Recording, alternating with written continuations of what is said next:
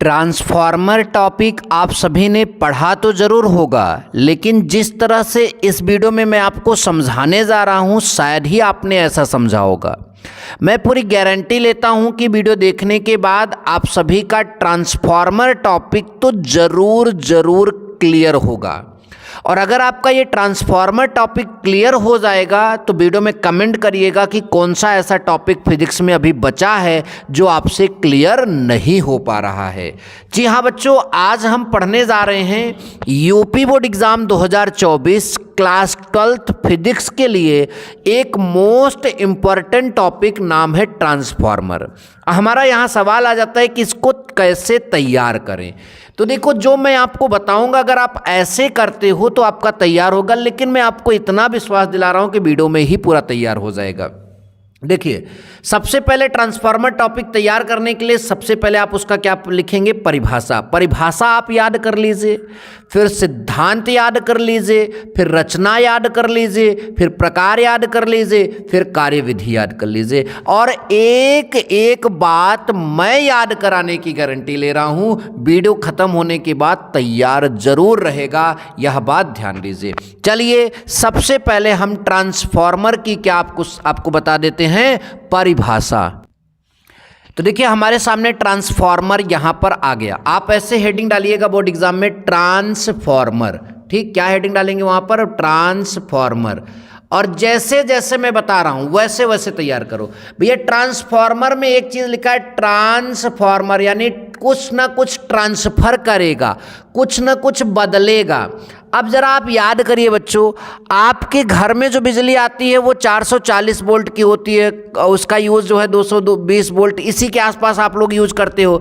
लेकिन जो power house से बिजली तार के द्वारा आती है वो कितने वोल्टेज की होती है? 11,000 वोल्टेज की। तो बताइए, उस 11,000 की वोल्टेज की बिजली को हम लोग इस इतने कम वोल्टेज में कन्वर्ट कर रहे हैं, तो किसके द्वारा कर रहे हैं? ट्रांसफार्मर के द्वारा। अब वोल्टेज को हम लोग जो है विभव बोलते हैं, यानी ट्रांसफार्मर किसको बदलता है? विभव को बदलता है। आइए इसी को यहां पर यूज करके परिभाषा सीख लेते हैं।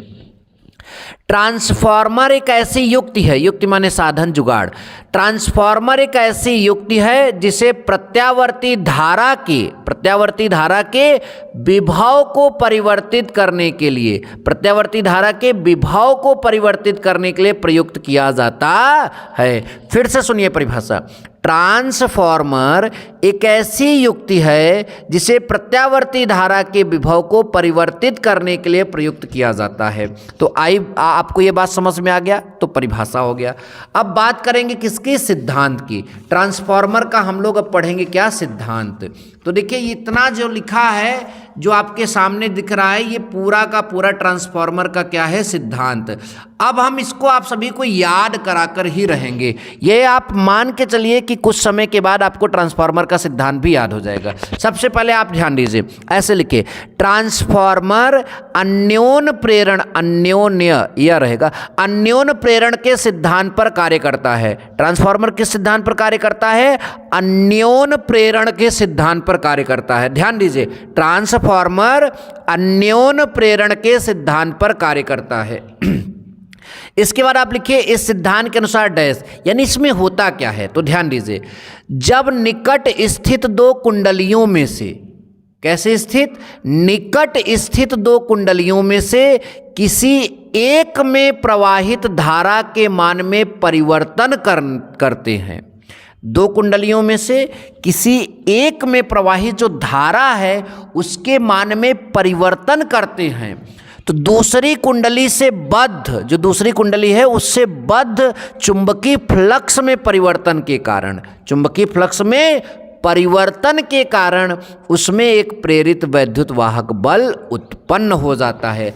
आपको मालूम होगा ट्रांसफार्मर में दो कुंडली होगी, एक इस तरह से आप बना दीजिए, ठीक है, और एक आप इस तरह से बना दीजिए। तो ये बोला जा रहा है कि जब किसी एक कुंडली में आप धारा प्रवाहित करते हो तो धारा प्रवाहित करने के बाद जो है उसके मान में परिवर्तन करते हो। तो आप सबने पढ़ा है कि जब धारा प्रवाहित करते हैं और धारा प्रवाहित करने के बाद उसके मान में परिवर्तन करते हैं तो चुंबकीय क्षेत्र जो है बदलता है। जब चुंबकीय क्षेत्र बदलेगा तो इस दूसरी कुंडली से बद्ध चुंबकीय फ्लक्स भी बदलेगा, और जब चुंबकीय फ्लक्स बदलेगा तो फैराडे ने बताया तो वहाँ पर प्रेरित विद्युत वाहक बल उत्पन्न होगा। तो यही तो मैंने यहाँ पर लिखा है कि वहाँ एक प्रेरित वैद्युत वाहक बल उत्पन्न हो जाता है। यदि इस कुंडली का परिपथ पूर्ण है तो उसमें एक प्रेरित धारा बहती है। ये ट्रांसफार्मर का क्या है, सिद्धांत। मैं एक बार फिर से बताना चाहूंगा, ट्रांसफार्मर अन्योन्य प्रेरण के सिद्धांत पर कार्य करता है।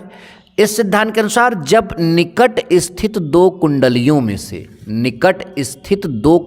में से ध्यान दीजिए, किसी एक में प्रवाहित वैद्युत धारा के मान में परिवर्तन करते हैं, मतलब किसी एक कुंडली में प्रवाहित जो वैद्युत धारा होती है उसके मान में परिवर्तन करते हैं, तो दूसरी कुंडली से बद्ध चुंबकीय फ्लक्स के मान में परिवर्तन होने के कारण उसमें एक प्रेरित वैद्युत वाहक बल उत्पन्न हो जाता है। दूसरी कुंडली में प्रेरित वैद्युत वाहक बल उत्पन्न हो जाता है। यदि इस कुंडली का परिपथ पूर्ण है तो उसमें एक प्रेरित धारा बहती है। कुंडली का परिपथ पूर्ण है तो उसमें एक प्रेरित धारा भी बहती है। आई होप कि अब आपको सिद्धांत जरूर याद हो गया होगा। अब हम बात करेंगे रचना। ट्रांसफार्मर जो है उसकी रचना हम यहां पर समझते हैं। तो ये रचना की कुछ पॉइंट है जिसको अभी हम याद करेंगे। उसको याद करने से पहले हम इस ट्रांसफार्मर के चित्र को एक बार फिर से देखना चाहेंगे।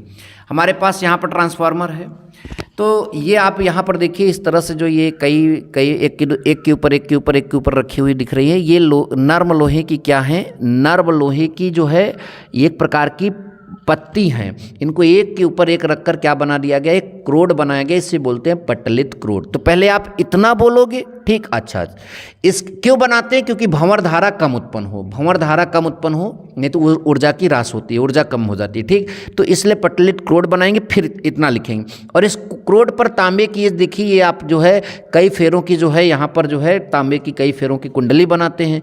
एक इधर बनाते, एक इधर बनाते, तो दो कुंडली बन जाएगी।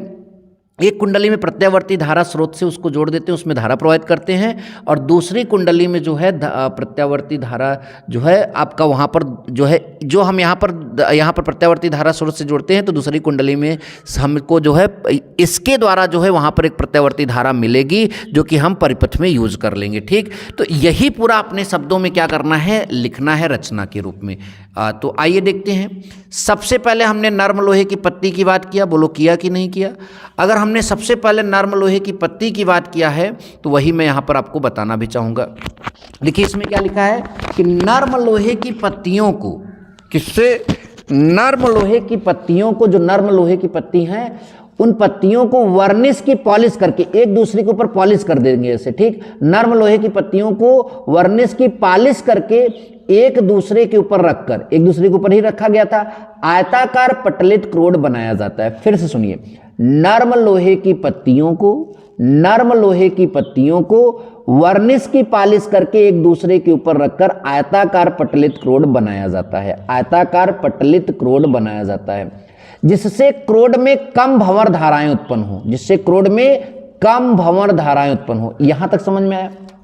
आगे लिखा है, इस क्रोड पर, जो आपका क्रोड बना है, इस क्रोड पर वैद्युत रोधी तांबे के पृथकृत तार, यानी अलग अलग तार रहेंगे, एक दूसरे से टच नहीं रहेंगे। पृथकृत तारों की अलग अलग दो कुंडलियां लपेटी जाती हैं, आपको दिखाया गया। फिर सुनिए, इस क्रोड में कम भंवर धारा उत्पन्न हो, जिससे कम भंवर धारा उत्पन्न हो, जो हमने पटलित क्रोड बनाया है। और आगे लिखा है, इस क्रोड पर वैद्युत रोधी तांबे के पृथकृत तारों की अलग अलग दो कुंडलियां लपेटी जाती हैं।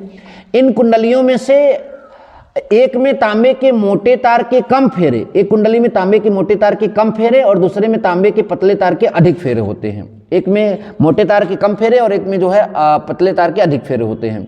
इसमें से एक कुंडली का संपर्क प्रत्यावर्ती धारा स्रोत से किया जाता है और उसे प्राथमिक कुंडली कहते हैं, और दूसरी कुंडली जिस पर प्रत्यावर्ती धारा प्राप्त की जाती है, दूसर के अभी हमने जो दिखाया था, उसे द्वितीयक कुंडली कहते हैं। तो इस तरह से आप यहाँ पर जो लिखा है इतना, ये रचना है, आप इसको भी आप तैयार कर सकते हैं।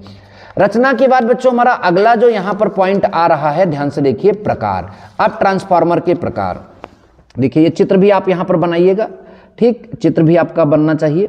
उसके बाद प्रकार की बात करें, ट्रांसफार्मर अगर आपका ध्यान दिया जाए तो मुख्यतः दो प्रकार के होते हैं। ट्रांसफार्मर मुख्यतः दो प्रकार के होते हैं। पहला अपचाई ट्रांसफार्मर, दूसरा उच्चाई ट्रांसफार्मर। पहला अपचाई ट्रांसफार्मर, दूसरा उच्चाई ट्रांसफार्मर, ठीक। अच्छा, अपचाई ट्रांसफार्मर को अंग्रेजी में स्टेप डाउन ट्रांसफार्मर कहते हैं। अपचाई स्टेप डाउन, नीचे आ रहा है, यानी यह ऊंचे विभव की निर्बल प्रत्यावर्ती धारा को, ऊंचे विभव की निर्बल प्रत्यावर्ती धारा को नीचे विभव वाली प्रबल प्रत्यावर्ती धारा में परिवर्तित करता है। ऊंचे विभव की निर्बल प्रत्यावर्ती धारा को नीचे विभव वाली प्रबल प्रत्यावर्ती धारा में परिवर्तित करता है। कौन? अपचायी ट्रांसफार्मर। अपचायी ट्रांसफार्मर की खासियत देखिए, हमने यहाँ चित्र बनाया है, इसमें जो प्राथमिक कुंडली है उसमें मतलब अधिक फेरे जो होते हैं और पतले तार होते हैं, और द्वितीयक कुंडली में कम फेरे मोटे तार होते हैं। ये आपका अपचायी ट्रांसफार्मर होता है। यह बात आप सभी लोग ध्यान दीजिएगा। आई होप कि आपको यह भी समझ में आया। नंबर नेक्स्ट आपका है उच्चाई ट्रांसफार्मर, जिसे स्टेप अप ट्रांसफार्मर कहते हैं।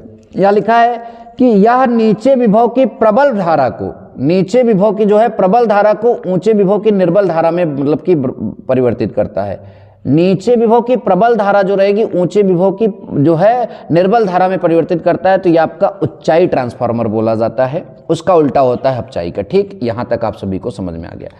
प्रकार की बात बच्चों, हमारा अगला स्टेप जो था इसमें कार्यविधि। अब हम यहां पर क्या करेंगे? कार्यविधि पढ़ेंगे। ठीक, अब कार्यविधि में क्या है कि जब ट्रांसफार्मर की प्राथमिक कुंडली, जो प्राथमिक कुंडली है, पहली वाली कुंडली है, उसको प्रत्यावर्ती धारा स्रोत से जोड़ते हैं तो उसमें प्रत्यावर्ती धारा प्रवाहित होने लगती है। और प्रत्यावर्ती धारा एक ऐसी धारा है जो समय के साथ साथ लगातार बदलती रहती है, और धारा बदलने से जो है दूसरी कुंडली से बद्ध चुंबकीय फ्लक्स में परिवर्तन होगा और जिससे उसमें प्रेरित विद्युत वाहक बल उत्पन्न होगा।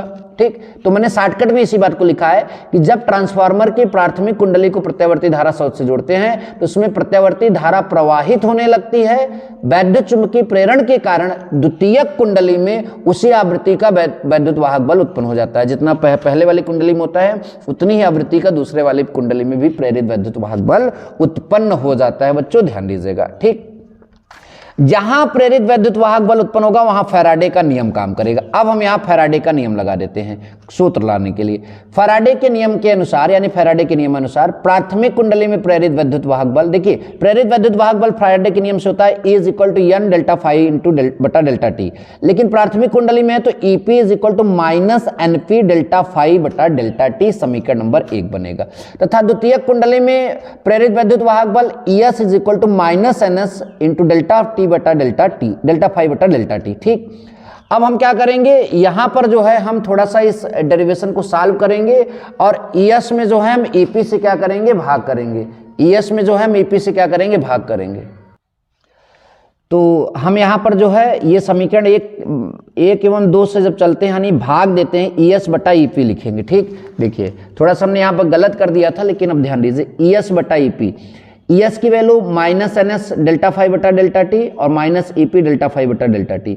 तो आपका ये वाला ये कैंसिल हो जाएगा, माइनस माइनस कैंसिल हो जाएगा, NS बटा NP आएगा। ठीक, ये हो गया आपका। तो अब यहाँ लिखा है यदि प्राथमिक कुंडली का प्रतिरोध नगण्य हो, अगर प्राथमिक कुंडली का प्रतिरोध नगण्य होगा तो जितना आपका प्रेरित वैद्युत वाहक बल है वो पूरा वोल्टेज में ट्रांसफर हो जाएगा, और जब वोल्टेज में ट्रांसफर हो जाएगा तो जो आपका ES बटा EP है वो BS बटा BP हो जाएगा और वो NS बटा क्या हो जाएगा? NP हो जाएगा। तो इस तरह से आपका यहां पर आएगा, और जब इस तरह से आएगा तो इसको हमने R माना। इस R को जो है हम परिणमन अनुपात कहते हैं। क्या मानते हैं? परिणमन अनुपात। अब बस आप यहां तक ही लिखिएगा अपने बोर्ड एग्जाम में। ठीक, इतना सूत्र आप यहीं तक आप लिखिएगा अपने बोर्ड एग्जाम में। ठीक, इसके बाद थोड़ी सी बातें, यह भी जो यहाँ पर हमने आपको दिखाया है इसको भी आप याद कर लीजिए कि अपचायी ट्रांसफार्मर के लिए परिणमन अनुपात 1 से कम होता है सदैव, और उच्चाई ट्रांसफार्मर के लिए परिणमन अनुपात 1 से क्या होता है? अधिक होता है। ट्रांसफार्मर की दक्षता की बात करें तो ट्रांसफार्मर की दक्षता का फार्मूला होता है द्वितीयक कुंडली से प्राप्त ऊर्जा बटा प्राथमिक कुंडली को दी गई ऊर्जा। द्वितीयक कुंडली से प्राप्त ऊर्जा बटा प्राथमिक कुंडली को दी गई ऊर्जा जो है ट्रांसफार्मर की दक्षता को रिप्रेजेंट करता है। ठीक, ध्यान दीजिएगा। इसके बाद थोड़ा सा और है, दक्षता का एक और फार्मूला आप लिख दीजिए, निर्गत शक्ति बटा निवेशी शक्ति। और एक आदर्श ट्रांसफार्मर की दक्षता कितनी होती है? 1। और थोड़ा सा आपसे ऊर्जा हानियां पूछता है तो इस तरह से आप बता दीजिए कि निम्नलिखित ऊर्जा हानि होती है, तांब्रिक हानि होती है, फ्लक्स हानि होती है, भंवर धारा हानि होती है, शैथिल्य हानि होती है, करोड़ के कंपन के कारण ट्रांसफार्मर में ऊर्जा हानि होती है। तो अगर इतना आप लिख कर जाते हो तो निश्चित तौर पर आपको पूरे के पूरे नंबर भी मिलेंगे और आपका कंफ्यूजन भी दूर रहेगा। मिलेंगे नेक्स्ट वीडियो में। Thank you so much. जय हिंद, वंदे मातरम।